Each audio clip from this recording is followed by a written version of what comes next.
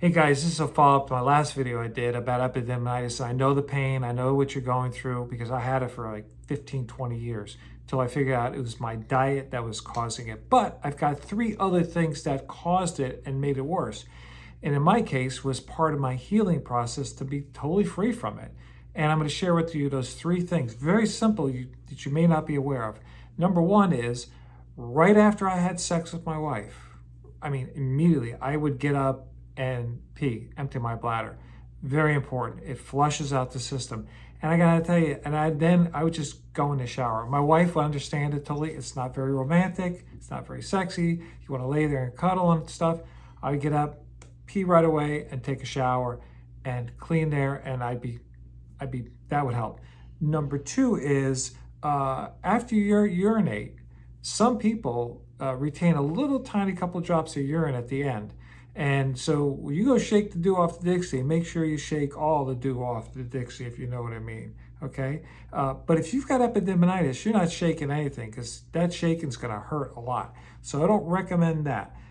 So what I recommend is I know women do this, but it sounds kind of crazy for men, but if you're suffering from epididymitis and you got pain down there, you don't want that pain to do anything to get rid of the pain. So what I do is I make sure I dry myself in that area. And sometimes you've got to get a little creative as far as getting the toilet paper into that little tiny hole. Okay, and very important, if you're using toilet paper, make sure that your hands are clean and you haven't gone and had a bowel movement or anything like that, because you don't want that kind of bacteria in there. That's what you get. It's called you get a bladder infection, a UTI. And again, I'm not a doctor. It's not medical advice. I'm just trying to help you out. It's food for thought. Okay. And then thirdly is to wash that area. Now, not with harsh soap or anything like that, but even if you just wash it with a clean toilet paper and water, you're just rinsing it off. Because, we go to the bathroom, we pee maybe 5, 6, 10, 15, 20 times a day, depending on how you go. And you're constantly putting out urine, and even a couple drops can get in that area.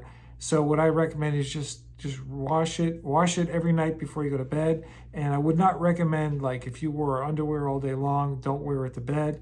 I always put a fresh pair of like pajamas on or underwear on or shorts on before I go to bed, so that it's just clean. I always wash myself there before I go to bed, and sometimes during the day I wash myself. So doing those 3 things has really helped. And I gotta tell you something, even though I changed my diet, and that was the major thing, and again, check out the link is in the description about that video, but if I do the diet and I don't do these 3 things, I can get flare-ups.